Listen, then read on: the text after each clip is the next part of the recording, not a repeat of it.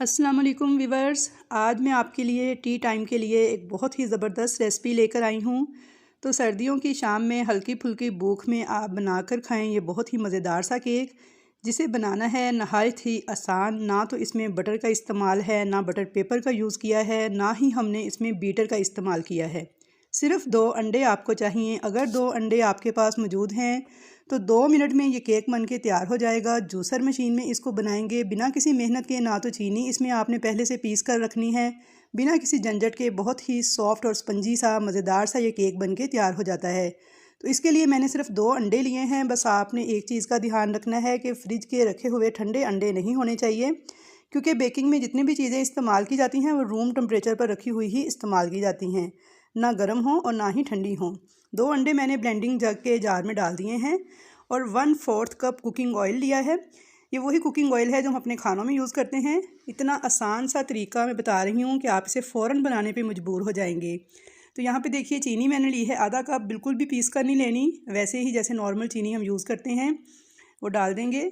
और अब साथ ही इसमें वनीला एसेंस के 2 से 3 कतरे डाल देंगे। अगर वनीला पाउडर हो तो आप वो भी डाल सकते हैं। और साथ मैंने 1 चुटकी के बराबर इसमें फूड कलर डाल रही हूँ। ये ऑप्शनल है, आप चाहें तो स्किप भी कर सकते हैं, बस थोड़ा कलर खूबसूरत लगता है केक का।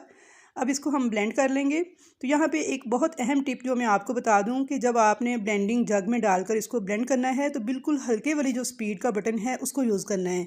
तेज़ स्पीड वाला बटन यूज़ नहीं करना, बिल्कुल हल्की स्पीड पर इसको ब्लेंड करेंगे घड़ी से टाइम देखकर सिर्फ 1 मिनट तक। तो 1 मिनट तक मैंने इसे स्लो स्पीड पे ब्लेंड किया है और अब इसको मैं डाल लूँगी एक बाउल में। तो अब जो जग में बीटर लगा हुआ है इसके अंदर मैंने 1/4 कप दूध डाला है। अच्छी तरह से हिलाकर उस दूध को भी इसमें ऐड कर दिया है। 1/4 कप दूध था, पहले से उबला हुआ नॉर्मल टेम्परेचर वाला दूध जो था वो मैंने डाला था बाउल के अंदर। उसे अच्छे से मैंने हिला के तो उसमें डाला है। अगर आप चम्मच से नाप कर लें तो तकरीबन 3 से 4 टेबल स्पून दूध के बराबर है। अब हम एक छलनी लेंगे और इसमें डालेंगे 1 कप मैदा और 1 teaspoon baking powder. Baking powder के बारे में आपको मैं ये बता दूं कि बेकिंग पाउडर एक्सपायर ना हो, आप चेक कर लीजिएगा। फ्रेश बेकिंग पाउडर इस्तेमाल कीजिएगा। अच्छी तरह से दोनों चीज़ों को मैंने छान लिया है और अब इसे हम स्पैचुला से मिक्स करेंगे, लेकिन आपने इसे किसी एक डायरेक्शन में मिक्स करना है। जैसा कि आप देख सकते हैं कि मैंने इसकी क्लॉकवाइज यानी एक डायरेक्शन जो सी है वो सेट कर ली है। बस अब चम्मच को आपने इसी एक ख़ास डायरेक्शन में घुमाते जाना है और इसे अच्छे से मिक्स करना है कि इसमें कोई भी गुठली बाकी ना रहे और अच्छी तरह से ये सारा अमेज़ा जो है मिक्स हो जाए। अब हम केक टिन को रेडी कर लेंगे। तो एक लंबे वाला केक टिन है, इसके अंदर थोड़ा सा ऑयल डाल के चारों तरफ फैला लेंगे, यानी चारों तरफ हम ऑयल को लगा लेंगे ब्रश की मदद से अच्छी तरह से। और अब इसके अंदर 1 टेबल स्पून हम डालेंगे मैदा और इसको भी ये हमने चारों तरफ इस तरह फैलाते जाना है ताकि इसकी एक लेयर सी बन जाए सब जगह पर। और जो एक्स्ट्रा मैदा है उसे हम झाड़ के निकाल लेंगे। इससे क्या होगा, केक हमारा चिपकेगा नहीं। और ये देखिए एक लेयर सी जम चुकी है इसके अंदर और एक्स्ट्रा मैदा सारा मैंने निकाल दिया है। अब हम सारा केक वाला जो बैटर तैयार किया है उसको हम डाल देंगे इस केक टिन के अंदर।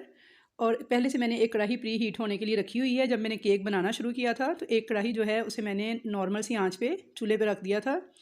तो यहाँ पे देख सकते हैं आप कि मैंने सारा बैटर डाल दिया है और इसको थोड़ा सा टैप करेंगे ताकि एयर सारी निकल जाए। और अब उस प्री हीट कढ़ाई के अंदर स्टैंड के ऊपर मैं रख दूँगी इस केक टिन को। इसे बंद कर देंगे और बस दम वाली आंच से थोड़ी सी तेज़ आंच होगी और उसके ऊपर इसे 40 मिनट तक बेक करेंगे। तो आप दरमियान में चेक कर लीजिएगा। तो यहाँ पे देखिए 40 मिनट हो चुके हैं। तो केक हमारा फूल के माशाल्लाह कितना खूबसूरत तैयार हो चुका है। तो इसे आप टूथपिक से या फिर छुरी के साथ इस तरीके से चेक कर सकते हैं। तो ये देखिए बिल्कुल क्लियर है, यानी कोई भी चीज़ चिपकी हुई नहीं है। तो इसका मतलब है केक हमारा रेडी है। अब इस केक को निकाल लेंगे, इस तरह से छुरी फेरते हुए इसके किनारे फ्री करवा लेंगे चारों तरफ से। और बहुत ही आसानी के साथ देखिए ये केक हमारा निकल चुका है।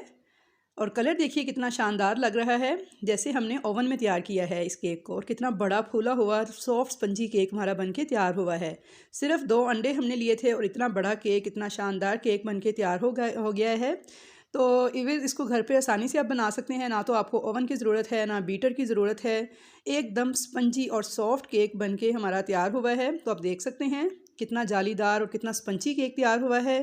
तो बिना किसी मेहनत के जूसर मशीन में ये केक आप बना के तैयार कर सकते हैं। तो आई होप व्यूअर्स कि आपको मेरी आज की ये रेसिपी बहुत ज़्यादा पसंद आई होगी। रेसिपी पसंद आए तो इसे लाइक कीजिएगा, मिलने जुलने वालों से शेयर कीजिएगा और कमेंट्स बॉक्स में अपनी कीमती राय का इजहार भी ज़रूर कीजिएगा। और अगर चैनल पर नए हैं तो चैनल को सब्सक्राइब भी कर लीजिएगा। तो इंशाल्लाह ताला मिलूंगी नेक्स्ट अच्छी रेसिपी के साथ। तब तक के लिए अल्लाह हाफिज़।